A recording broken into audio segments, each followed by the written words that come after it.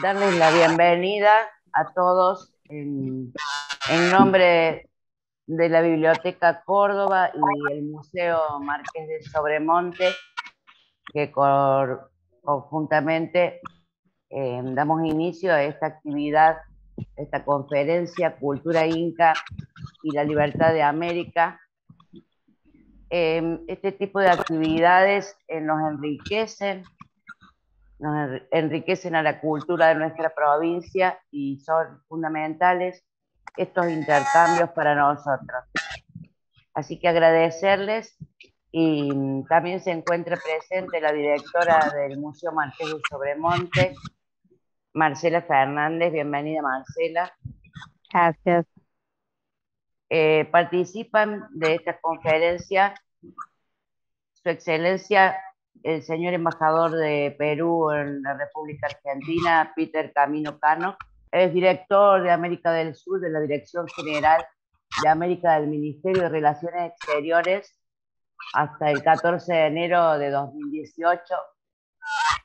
En el exterior ha desempeñado funciones en el Consulado General del Perú en Washington, Estados Unidos, la Embajada del Perú en Austria, la representación permanente del Perú ante la OEA, la Embajada del Perú en el Reino de España y el Consulado General del Perú en La Plata, de nuestro país. Bienvenido, señor embajador, a la actividad. También participa de esta conferencia Cristian Vitri, arqueólogo, director del Camino del Inca. Nació en Salta y de temprana edad se dedica al montañismo. Enorme trayecto el suyo, Vitri. Así que vamos a resumir un poco. En su trayectoria deportiva cuenta con más de 160 expediciones de alta montaña, en alturas superiores a los 5.000 metros sobre el nivel del mar, entre las cuales se registran 25 primeras ascensiones, 17 segundas ascensiones, 9 travesías originales de alta montaña, expediciones internacionales. Es antropólogo especializado en arqueología y profesor de geografía y ciencias biológicas, habiendo orientado sus estudios a los adoratorios de altura de la cordillera y los caminos arqueológicos, actividad que motivó el recorrido de cientos de kilómetros de antiguas rutas, desde Colombia, pasando por Ecuador, Perú, Bolivia, Chile y Argentina. Bienvenido, Cristian, a esta conferencia Cultura Inca y la Libertad de América. Muchas gracias. Que nuestra autora, nuestra escritora, Aleli Peiró, bueno, ella ha publicado 8 libros. Su primer libro es Yoga Trekking, el primero en el mundo sobre este tema, actividad donde fue pionera. Aleli es profesora, además de escritora, es profesora de yoga y guía de trekking. Sus obras son tan diversas como las actividades que realiza. ¿Es así, Aleli? Sí, así es. En 2017 publicó su primer novela corta infanto-juvenil, El pequeño montañista, aventura que transcurre en el Champaquí y fue reconocida por la legislatura de Córdoba. Y en el 2019, Shiva. Negocio exitoso en 7 meses, el primer manual que baja el hinduismo al mundo de los negocios. El mismo surgió de su actividad como mentora en el Ministerio de Producción de la Nación y su carrera de licenciada en Administración, con fuerte presencia en el ecosistema emprendedor. Entre sus más recientes obras también se encuentra El Código Inca, El Infinito en un sonido sobre su viaje a la India, La Voz de la Libertad sobre la vida de San Martín y Leonas y Gacelas. Cuentan la historia de la humanidad, su última publicación. Le damos así la bienvenida nuevamente y la palabra al señor embajador del Perú. Muchas gracias. Muchas gracias. Buenos días a todos. Muy agradecido a la Biblioteca Córdoba, al Museo Marqués de Sobremonte, a Cristian Vitri y de manera especial, obviamente, a Aleli Peiró, por el hecho que se me haya invitado a dar unas palabras el día de hoy a este encuentro que tiene como objetivo, entiendo, acercarnos un poco a la obra de Alelí, especialmente a las obras que tienen que ver con el Código Inca, que fue publicado en el año 2019, y La Voz de la Libertad, que es publicado en el año 21. Obras que definitivamente estos todos libros muestran pues el talento que tiene Alelí, las ganas que tiene, ¿no? Esa energía que siempre muestra, y sobre todo esa curiosidad, esa enorme curiosidad que tiene por la historia, ¿no?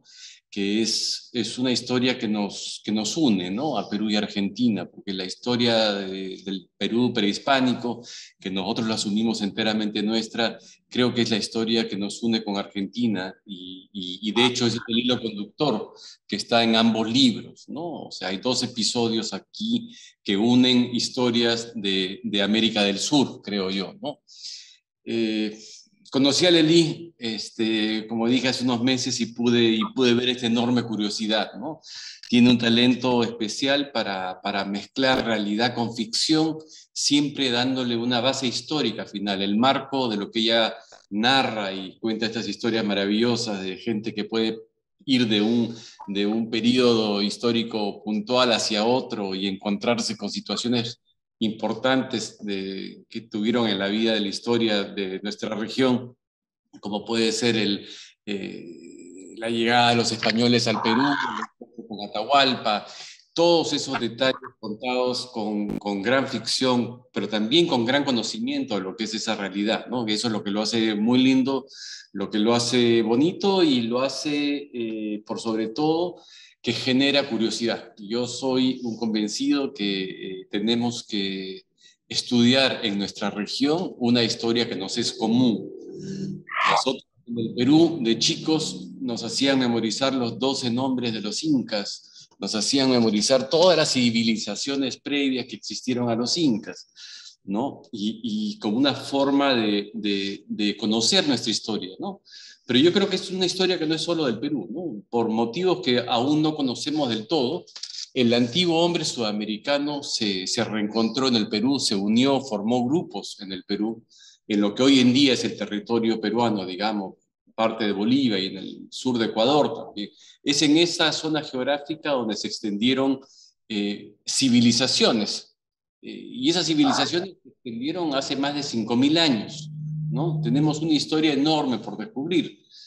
Es una historia que no es estática, desde luego. Yo estudié una historia que iba hasta el año 1200 antes de Cristo con la cultura chavín. Es decir, los peruanos estudiábamos desde 1200 antes de Cristo hacia adelante como historia. Hoy en día mis hijos estudian la historia del Perú desde el 3000 antes de Cristo, es decir, hemos ido 1800 años hacia atrás con el descubrimiento de Caral, ¿no? Esto nos da una pauta de esta suerte de misterio, de cosas por descubrir que tiene esa historia, que, insisto, no es solo una historia peruana, es una historia que tiene que ver con todo América del Sur, finalmente, ¿no? Y digo que es una historia por conocer, porque la arqueología cada ciertos años descubre cosas y nos vuelve a contar esa historia con los nuevos elementos que trae la ciencia. Los incas, como sabemos, no dejaron escrituras, entonces es la arqueología la que nos empuja a seguir investigando y a abrir tiempos históricos en los cuales creo que hay mucho por resolver, ¿no? Y eso es algo que Alelí capta perfectamente en sus libros, ¿no? Esa ola de misterio que hay, ¿no? Todo por descubrir aún, ¿no? Nosotros sabemos que han habido civilizaciones muy importantes en el Perú, ¿no? Quizás se conoce más la de los incas, que es la más reciente, pero en el Perú hubieron civilizaciones muy importantes, ¿no? Como los paracas, los chavín, los moches, los nazcas, los huaris, los vicus, los tiahuanacos antes de los incas, ¿no? Y es difícil entender lo que fueron los incas sin todo lo que vino anteriormente, como es difícil entender a nuestras repúblicas sin todo el pasado reciente que tuvimos. Entonces creo que hay que entender esa historia también de una manera mucho más amplia, ¿no? Es mucho lo que nos falta por conocer de todas esas civilizaciones. De hecho, Sabemos que tuvieron un periodo de duración, muchos de ellos que sobrepasan largamente los periodos que nosotros tenemos como repúblicas, ¿no? Vemos la República Argentina, la República del Perú, 200 años, el Perú que está celebrando el bicentenario de su independencia, 200 años. Son civilizaciones que tuvieron en el tiempo 500 años, 400, 500 años de duración, incluso más algunas de ellas. No sabemos cómo se originaron y no sabemos tampoco cómo desaparecieron, ¿no? Y surgieron otras, convivieron en el tiempo. Es decir, es una historia, como decía, no estática. Vamos descubriendo cosas con el tiempo que hacen precisamente que esa historia sea, podamos conocerla con mayores elementos, ¿no? Los elementos que te da la ciencia, etc. Y creo que ahí Alelí hace un juego muy interesante, ¿no? Esa ficción que te lleva a todas esas cosas, el código, el colgajo que llevaba el Inca, que vuelve a aparecer en la novela de San Martín después, ¿no? Es como una especie de hilo ahí que están entre ambos. Y creo que ese es un tema interesante. Insisto, es un tema que no es solo historia peruana, ¿no? Creo que es historia de América del Sur en general, ¿no? Y eso es un tema que me ha encantado de que se conozca más en Argentina qué fue lo que pasó, cómo fue ese encuentro entre Atahualpa y los conquistadores, ¿no? Y cómo se puede entender el imperio inca hacia atrás. Creo que es un tema que a mí me genera mucha curiosidad. El otro tema también que tiene ligazón con esto es el segundo libro que estamos hablando, que es La Voz de la Libertad, ¿no? Que es un libro muy lindo, La vida de San Martín, con elementos también de ficción, pero con mucha base real.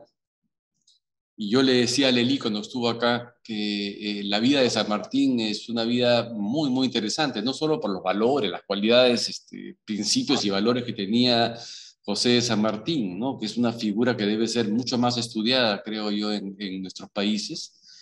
Es una figura que une al Perú y Argentina, en primer término.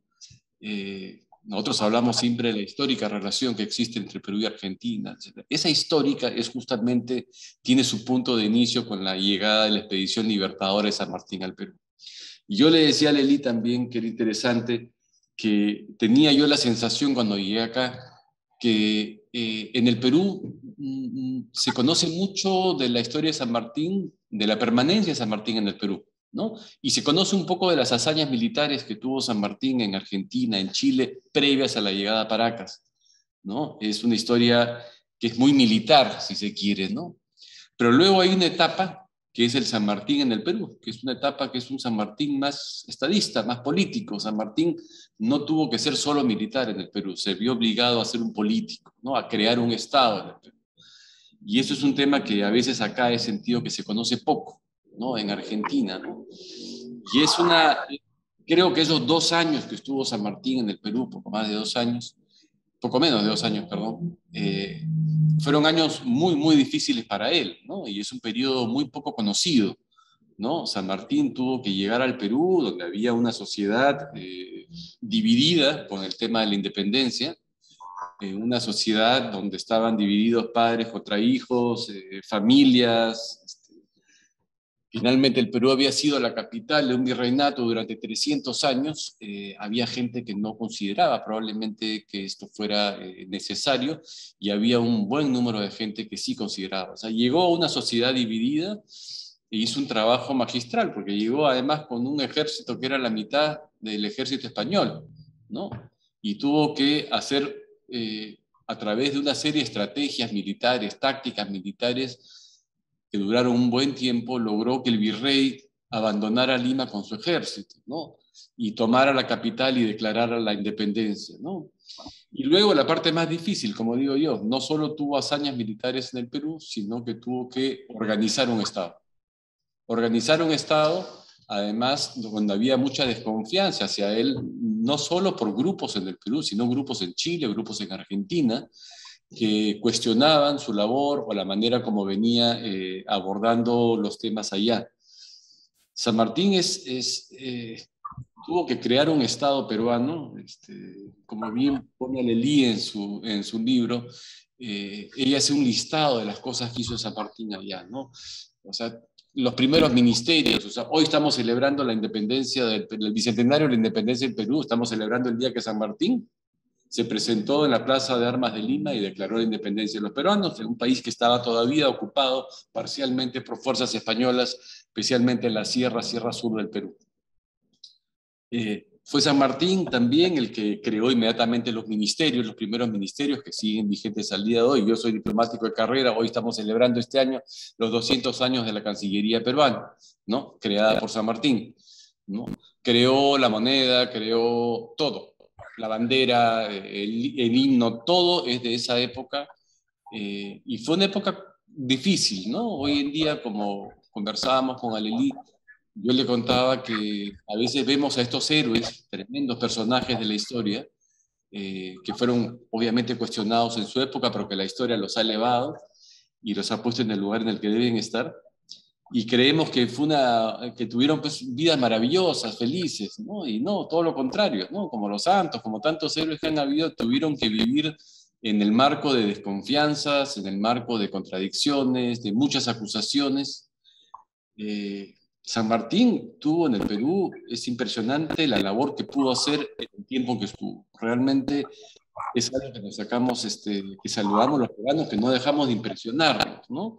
Y sobre todo con una visión tratando de mostrar a determinados círculos en Chile, Argentina y Perú, que no estaba ahí con un afán personal, ¿no? Que no estaba con un afán de quedarse él para asumir el protectorado del Perú para siempre. El día que San Martín parte del Perú, él dejó una proclama que fue leída en Perú, después, cuando él estaba en el barco ya rumbo a Valparaíso, ¿no? Donde él simplemente decía, ¿no? Que ya estaba cansado, ¿no? Cansado de tantos cuestionamientos, de gente que pensaba que él tenía un interés particular en gobernar los reinos del Perú, etcétera, ¿no? Acusaciones por los avances que él había hecho en el tema de la posibilidad de crear una monarquía en el Perú, etcétera. Y él se despide en esa carta diciendo varias cosas, ¿no? Entre ellas, demostrando su cansancio, señalando que lo que dijo en un principio era la verdad. Él se iba del Perú, nunca había sido su afán otro, de darle la libertad al Perú, y no quedarse al mando, no tenía ningún tipo de deseo por el poder, ¿no? Es por eso que él se retiraba y dejaba a los peruanos una asamblea constituyente en la cual los peruanos escogerían su forma de gobierno. Dejó todo preparado y se fue entre gallos y medianoche de madrugada a tomar un barco hacia Valparaíso, al cual nunca regresó.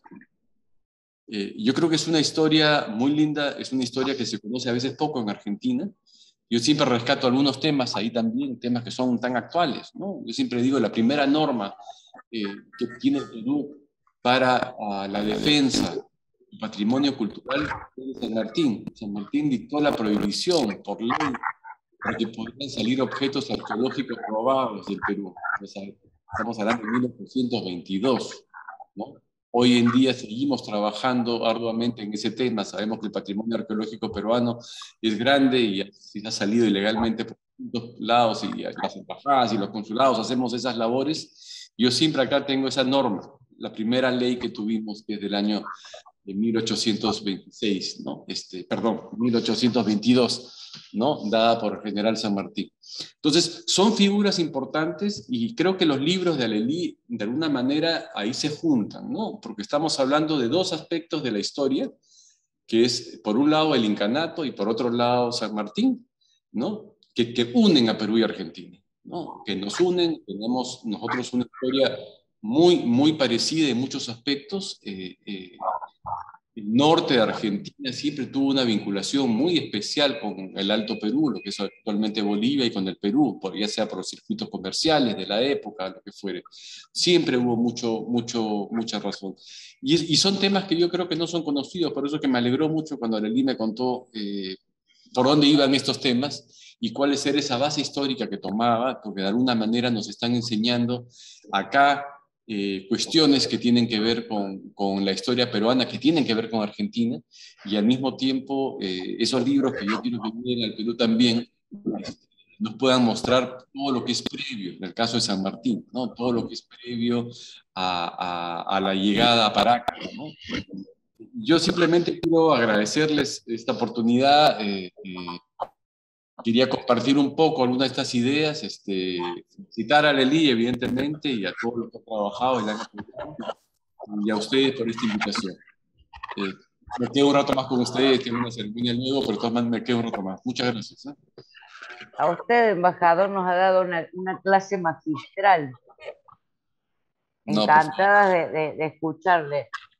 Y de algún modo esto también nos marca y nos representa como una hermandad entre países, ¿no? Aleli. Sí, así es. Muchas gracias, señor embajador, por aceptar esta invitación y por sus palabras, por estos lazos, ¿no?, que unen, que son tan importantes, Argentina con Perú, y que siga creciendo esta hermandad. Realmente es un honor tener un diplomático de carrera como usted hablándonos acá para Perú, para Salta, para Córdoba, así que es un honor que esté acá. Muchas gracias a la Biblioteca de Córdoba, a Griselda Gómez y al Museo Marqués de Sobremonte, estos lugares de Córdoba tan prestigiosos y que honran a nuestro pasado, porque conocer nuestro pasado es entender nuestro presente, por eso es importante. Así que bueno, gracias a todos, gracias a la audiencia por estar. Bueno, como decía el señor embajador, uno de mis libros es El Código Inca. Este libro fue inspirado primero porque por mi tío abuelo, Roberto Pertierra Polo, él fundó un museo en Lomas de Zamora, un museo americanista, con toda su biblioteca y las piezas arqueológicas encontradas en Salta, Bolivia y Perú, porque él justamente viajaba a estos lugares. Después, bueno, mi familia mucho no comentaba de él, bueno, pues un abuelo, yo soy sobrina, el hermano de mi abuela, pero bueno, yo rescaté toda esta historia y me inspiré, y me nació todo esto de buscar esas huellas en el pasado que son tan importantes, sobre todo en Salta, en Perú, y esa unión, esa unión.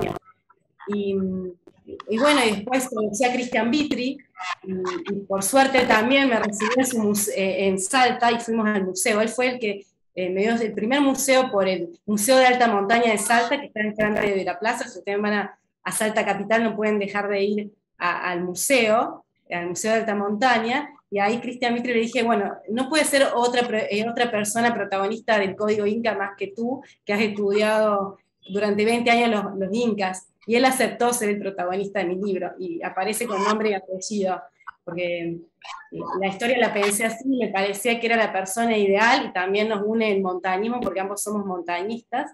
Entonces, como buen arqueólogo, recorrimos el museo, que era como estar ahí adentro, revivir la historia que vivió Christian con el National Geographic y con el arqueólogo Jonathan Reagan, cuando descubrieron las momias del Yuyayaco.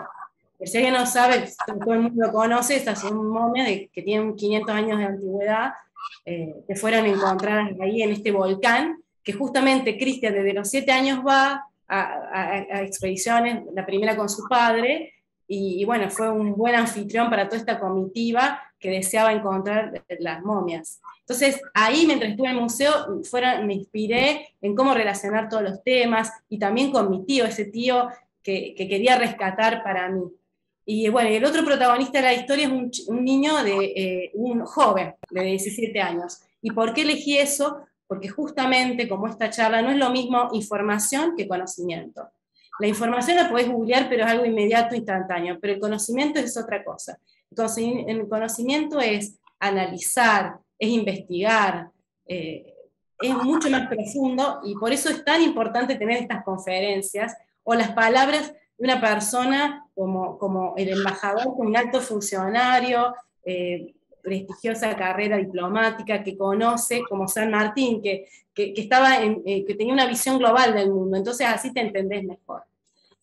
Voy a leer una breve párrafo donde justamente Martín va desarrollando su personalidad. Este chico está relacionado, joven, como los de hoy en día, de 17 años, está relacionado con la tecnología, pero que deben también buscar en su pasado. Comprendió que no se puede juzgar el pasado con los ojos de hoy, pero que es importante recuperar su identidad. sino es como una persona que está en desarmonía con su padre y con su madre, o que desconoce sus antepasados y su obra. Sufre, siente desarraigo, soledad. Hay que tomar lo mejor de cada uno. En su caso, como argentino, lo mejor de su madre España, y lo mejor de su padre, los pueblos originarios, como los incas. Ponerlos en valor, aprender de su moral y el respeto a la tierra. Nuestro mundo es como un gran tejido, como un quipu, con sus hilos de colores, sus misterios. Se entretejen las historias, los nudos se urden el camino, se desdibujan los mensajes del sol y la luna, las constelaciones del deseo, las pasiones y el amor. Todo está conectado. Somos los artesanos de la vida en un tiempo cíclico, que se repite y enseña. Esto es algo muy importante de la cultura del Perú, de la cultura inca, bueno, que también nos atraviesa, porque los incas estuvieron también acá en nuestro territorio, por supuesto. Eso del tiempo cíclico y de la unión con la naturaleza, esta que vive Martín a los 17 años en esa aventura con el arqueólogo Cristian, que se sumergen en el pasado, aprenden también lo que saben muy bien, que sabían muy bien estas culturas y que tenemos que volver, es el amor a la naturaleza y mirar lo que nos rodea y el cielo, las constelaciones, aprender de la naturaleza, cuidarla. Ese mensaje también está en el código inca. Y por supuesto también esto estuvo ligado con algo de Córdoba, porque Córdoba, como saben, el lugar donde estamos transmitiendo esta conferencia, es Córdoba la Docta, y acá la cultura, como bien la cuida desde la Biblioteca Griselda, o Marcela, desde el Museo Marqués de Sobremonte. Hace poco, en el 2019, fue el CILE, el Congreso Internacional de la Lengua, y en esa oportunidad pude entregarle mis libros a los reyes de España, y el ministro de Asuntos Exteriores, junto a toda la comitiva y el director del Cervantes, me invitaron a cenar, y aparecen así en las fotos, leyendo el código inca, trayendo al Perú, a Salta, a la Argentina, a todo lo que representa nuestro pasado, porque así como dice el libro de San Martín y todo, es muy importante también mantener ese lazo, no ver el pasado, juzgarlo mal, sino tomar lo más rico de todo, lo más rico de España, lo más rico del Perú, lo más rico de nuestros antepasados españoles, como fue mi tío abuelo, tomar todo eso y construir una cultura, un mosaico, una cultura rica, y hermanarnos como así pretendía San Martín, ¿no? Y todos nuestros próceres. Como mencionaba el señor embajador también en La Voz de la Libertad, que es sobre la vida de San Martín, en un capítulo se encuentra nada más San Martín con Juan Bautista Tupac Amaru, uno de los nietos del último emperador. Y tiene una charla muy extensa, que es muy breve en los tiempos, no voy a contar todo, pero sí una parte donde Tupac Amaru le regala justamente una placa que está relacionada con los dos libros, que le dice el nieto de Incas: el sol era el Inca, era masculino y tenía relación con el maíz en la tierra. El oro, el metal que no se oxida, representaba lo eterno e incorruptible. El triángulo suele simbolizar la montaña, la vinculación de los tres mundos andinos. El Ucu Pacha, subterráneo o inframundo, el Cay Pacha o la superficie, y el Anan Pacha o mundo de arriba. Esta es la cosmovisión inca, que es tan impresionante, que me sedujo tanto para escribir estos libros y tener esta placa en ambos, este tesoro que tenemos que conservar.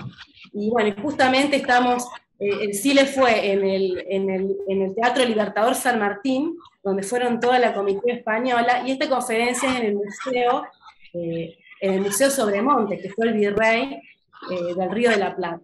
O sea que está bueno hermanarnos y tomar todo lo mejor de todas las culturas.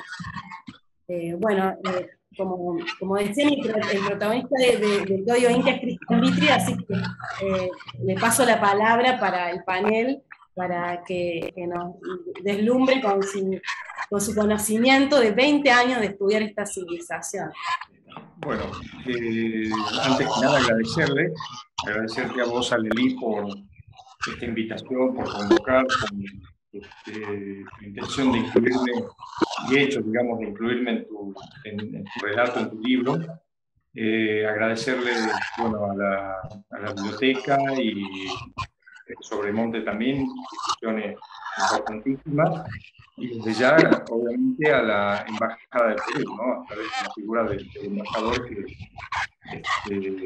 también expresó, digamos, una síntesis histórica de nuestra América, ¿no? De nuestra América que sufrió y vivió todos estos episodios de libertad y de opresión, y nuestras historias siempre son paralelas y convergentes, ¿no? Y como bien decía el embajador, el noroeste argentino está absolutamente vinculado al área andina central, porque de hecho formamos parte del virreinato del Perú, ¿no es cierto? Todo el noroeste argentino. Entonces, tenemos vínculos geográficos, étnicos y culturales, ¿no? Que los compartimos ampliamente. Bueno, yo tenía una presentación, pero me quedé sin internet de la computadora, así que voy a hablar sin la presentación, lamentablemente. Pero bueno, decirles que todo lo que es el Capañán, el sistema vial andino, el gran sistema vial andino, es esa red que nos vincula, y nos vinculó mucho antes de los incas, ¿no? Como bien decía el embajador, hubieron culturas que ya estaban en contacto, uniendo todos estos hoy 6, 7 países andinos. Estamos relacionados en todos estos aspectos, ¿no? Pero bueno, fueron los incas en su proceso, digamos, de desarrollo y de expansión cultural de esta propuesta política denominada el Tahuantinsuyo, la unión de las 4 partes, cuando hay un cambio importante. ¿Por qué? Porque hay una organización geopolítica centrada justamente en el actual territorio de Perú, en el Cusco, como la gran capital, y desde ahí surgían todas estas 4 grandes provincias. A nosotros acá nos toca formar parte del Collasuyo, ¿no? Teníamos el Chinchaysuyo, el Conquisuyo y el Antisuyo. Cada uno con sus gobernantes y a su vez con otros gobernantes en estados más pequeños o en provincias más pequeñas, ¿no?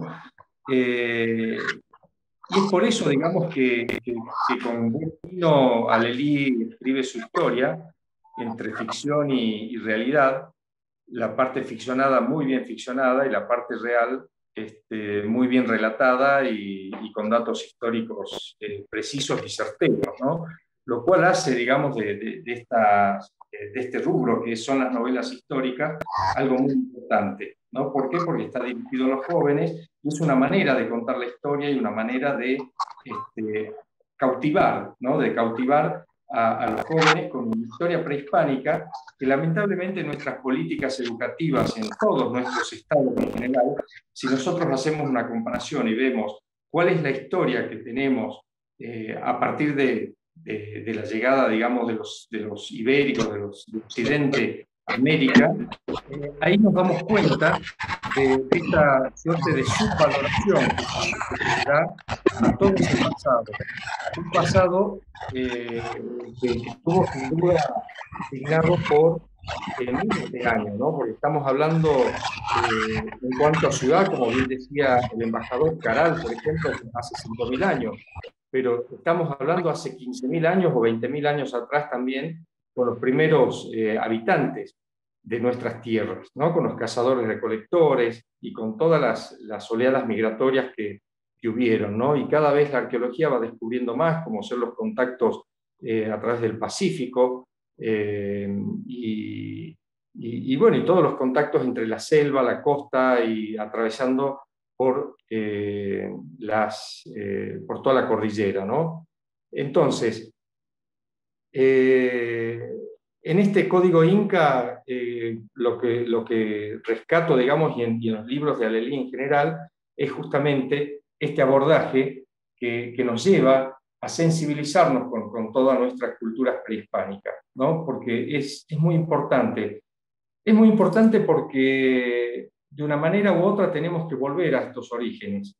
Lamentablemente, y acá ya hablo como seres humanos en general, en nuestro planeta, hemos llevado a través de la modernidad y a través de la tecnología a un divorcio con la naturaleza, ¿no? Entonces, ese divorcio con la naturaleza nos está costando muy caro.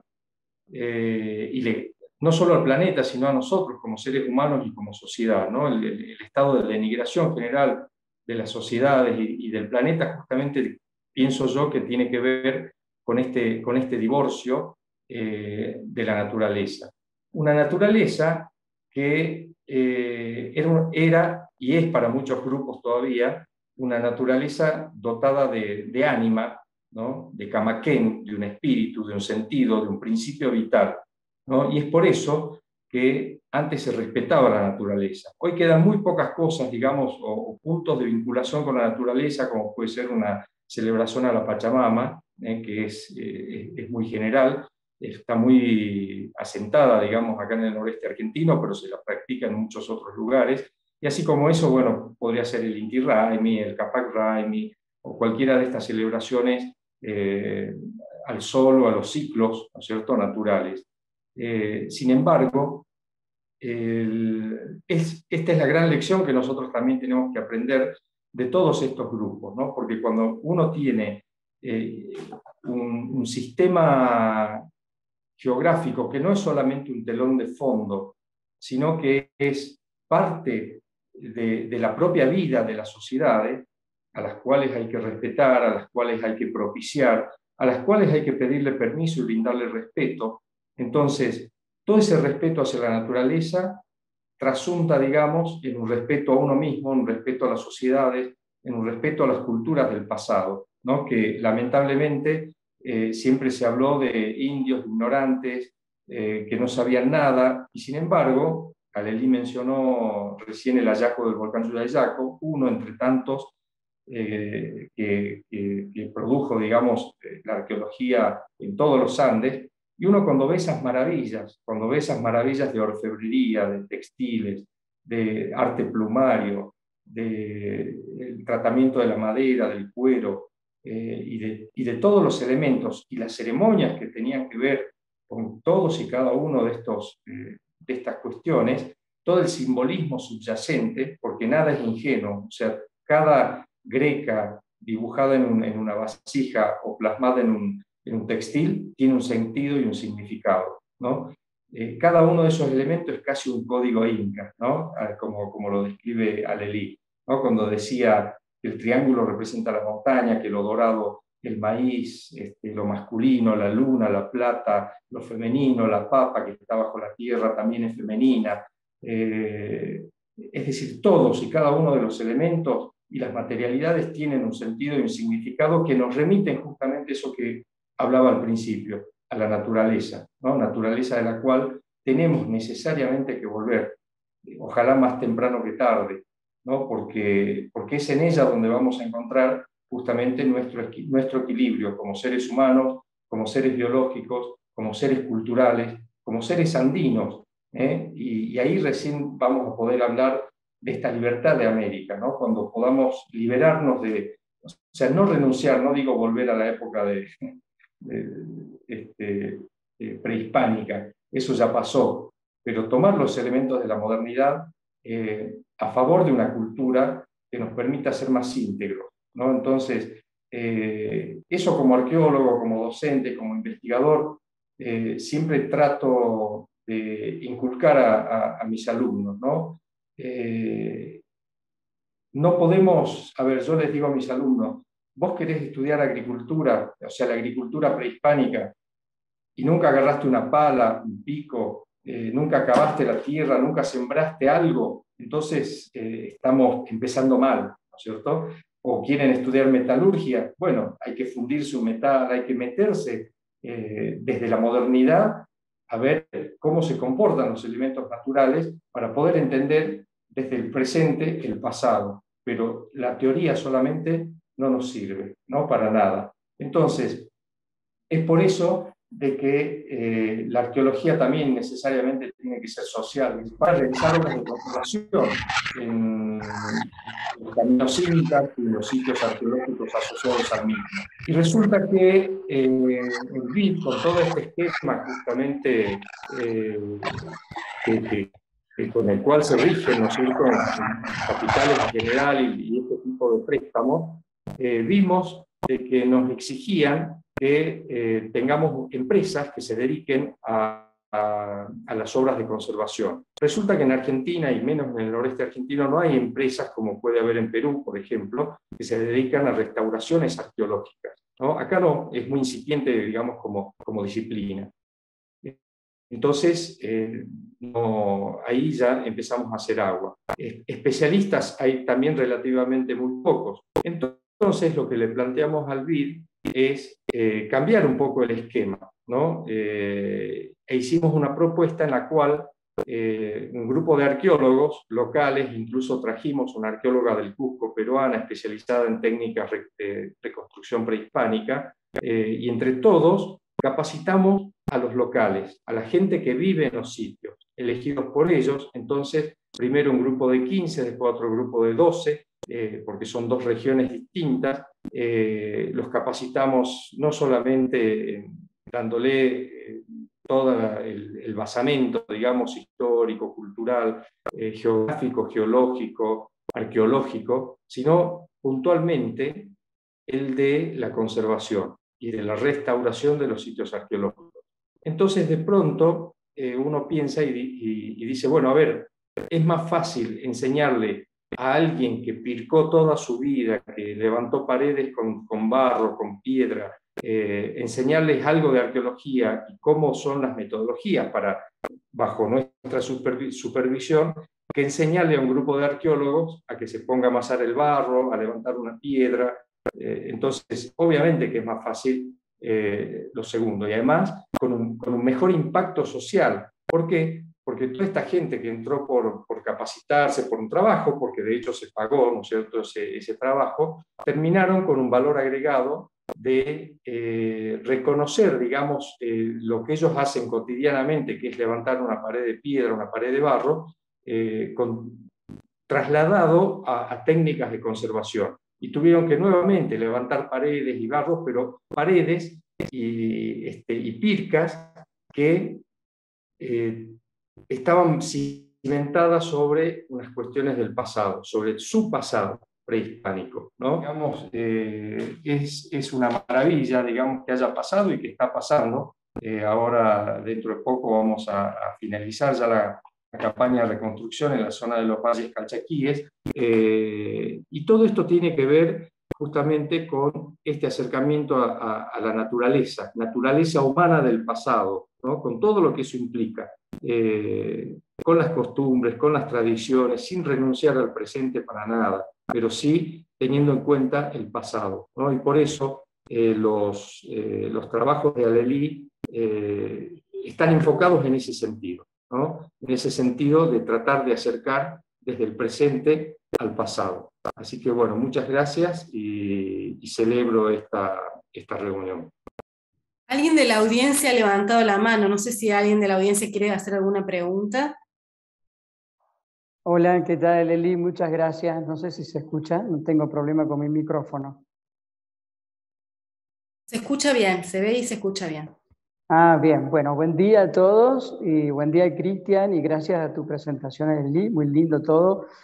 Me parece muy interesante. En este momento estoy en la montaña, casualmente justo sobre el camino del Inca, al costado de la ruta internacional de Mendoza, Chile.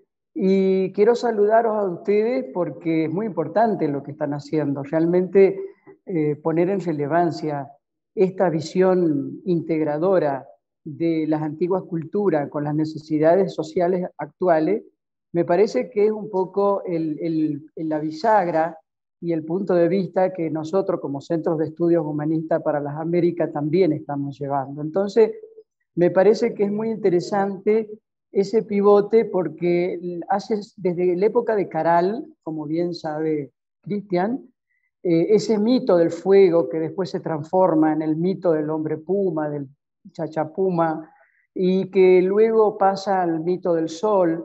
Esos 5.000 años de historia respecto a lo sagrado tiene impacto actualmente. Y quería hacerle la pregunta a Cristian, ¿cómo ve él esos restos que han quedado de esa antigua mitología?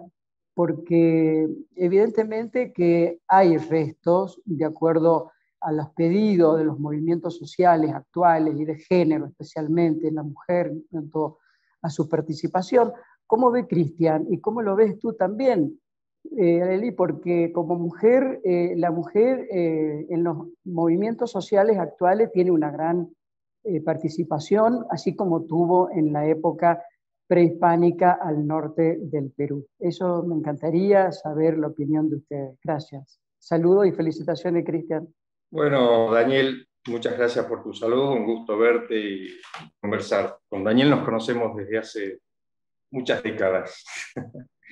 Bueno, así es, gracias, no sé si Cristian. entendí bien. Los restos, te referís a los restos materiales en general, de las culturas. Restos, claro, ¿Sí? en realidad, cuando vemos que 5.000 años de peso en cuanto a mitos se refiere, porque las peregrinaciones, las ciudades sagradas, la cosmogonía, que es una comunión con la naturaleza, que era algo tan común en esas épocas, esos restos no desaparecen, ¿no? Esos restos quedan hoy. Y la pregunta concreta era, ¿cómo ves ese tipo de resto, de esa espiritualidad que queda hasta el día de hoy? Bien. Bueno, a mí me parece que la religiosidad andina es más bien panandina y absolutamente diacrónica a través del tiempo, ¿no? Yo creo que son diferentes versiones de un mismo paquete de mitos originales, ¿no? Que se iniciaron seguramente con los primeros cazadores, recolectores, con las primeras aldeas, con culturas como Chavín, ¿no es cierto? Chavín hace una tremenda síntesis con influencia de la costa, de la selva y de la zona andina, ¿no? Y con la figura del felino, con la figura, digamos, de todos estos elementos que son básicamente tres que mencionó Alelí, ¿no? Que mencionan los tres niveles de la concepción andina, que es el inframundo, el submundo, el mundo subterráneo, o el mundo interior, como quieran leerlo, que es el Ucupacha, el Caipacha, el de acá, y el Hananpacha, el de arriba. Y cada uno de estos está normalmente representado por unos pocos animales, ¿no? Por ejemplo, la serpiente, o la lagartija, o los anfibios, depende de las regiones, pero la serpiente normalmente es la que está representando el inframundo. El felino, que está representando el mundo de acá, eso es así en todas las... lo vemos en el noroeste argentino, lo vemos en la región cuyana, lo vemos en la región en Bolivia, en Chile, en Colombia. Es decir, y después tenemos la presencia del ave, que puede ser un halcón, que puede ser el cóndor normalmente, ¿no es cierto? Entonces son unos pocos animales que trascienden la cultura andina y que justamente están representando todos esos elementos. Entonces, a mí me parece que hay, y posiblemente uno de los disparadores haya sido Chavín, haya sido Caral, o cualquiera de estos centros ceremoniales y centros importantísimos, Pachacamac, ¿no? Estamos hablando siempre del Perú central, donde prácticamente emanaron todos estos elementos. Y después se fueron transmitiendo, y esta es una hipótesis que yo estoy manejando, de una manera casi natural, espontánea, y no tanto dirigida, ¿no? Natural y espontánea, ¿por qué digo? Porque el hombre americano siempre estuvo conectado y comunicado informalmente a través de los grupos de caravaneo, los llameros que iban con sus productos, con sus semillas, con sus papas, con su maíz, con sus porotos, con sus ajíes, con la palta, con el maní, con los tomates, con el tabaco, con el cacao, con todos nuestros productos americanos, viajando de un lugar al otro, de un lugar a otro. Pastores sencillos, pero junto con esos elementos no solamente viajaban los productos, sino las ideas, viajaban las concepciones, viajaban los mitos, la religión viajaba con ellos. Entonces, en algunos lugares prendió más, en otros lugares prendió menos, en algunos lugares se afincó el jaguar, en otros lugares la serpiente, en otros lugares el cóndor, en otros los camélidos, pero en definitiva, por eso es que dije, hay una suerte de religiosidad panandina que estuvo durante centurias o milenios compartidas entre todos los americanos, ¿no? Incluso con influencias de Centroamérica, de la parte del norte también, es decir, el ser humano vive comunicándose y conectándose. Entonces, todas estas materialidades no nos tienen que sorprender que hayan kilómetros o 5.000 años de diferencia entre un objeto y otro, entre un lugar y otro. Todos estos lugares estuvieron conectados, ¿no? Entonces, de ahí la importancia del Capañán también, que nosotros estamos hoy intentando comunicarnos en un trabajo que nos llevó 11 años sacar la declaratoria de Patrimonio Mundial. Voluntariamente nos unimos los 6 países, pasaron presidentes, gobiernos provinciales, nacionales, municipales, cada uno quería tener, pero el equipo técnico se mantuvo, logramos hacer las cosas en la forma que teníamos que hacerla, ¿no? Es decir, de una manera consensuada, de una manera unida, y luego de un proceso de maduración, ¿no? Entonces, el Capañán es un ejemplo de algo importante que está pasando a nivel social, a nivel cultural en nuestra América del Sur. Sí, Daniel, y con respecto a las mujeres en la historia es un tema muy importante, porque muchas veces la historia no habló del empoderamiento que hubo femenino, tanto en el Código Inca, a través de María, que es un misterio quién es hasta el final, y la princesa Quispecisa, que es existió y estuvo, y justamente fue esa mezcla entre Pizarro y la princesa Quispecisa, que tuvieron una relación, que tuvieron hijos. Y en la obra de San Martín también aparecen Juana de Urzurduy, todas las mujeres de la historia, Josefa Morales de los Ríos, Micaela Bástidas. Es muy importante que la historia reconozca el valor de las mujeres, y que en la cultura inca, esto lo sabrá mejor Cristian, también en Incas, la mujer andina estaba empoderada en algún sentido. Era un agente importante de la historia y de la sociedad andina. Gracias, Arely. Aprovecho para invitarlo al 4 de diciembre al Simposio Internacional sobre la Espiritualidad de los Pueblos Indígenas de América, y bueno, la página web se las voy a hacer llegar y la invitación también. Gracias a los dos y felicitaciones. Sí, muchas gracias. Muchas gracias por la invitación. No sé si alguien del público quiere preguntar algo más, ya estamos en horario. Muchas gracias a todos, a la Embajada de Perú, al señor embajador, a Cristian, a las directoras del Museo Marqués de Sobremonte y de la Biblioteca Córdoba, y a toda la audiencia por participar en esta hermosa conferencia. Gracias a todos.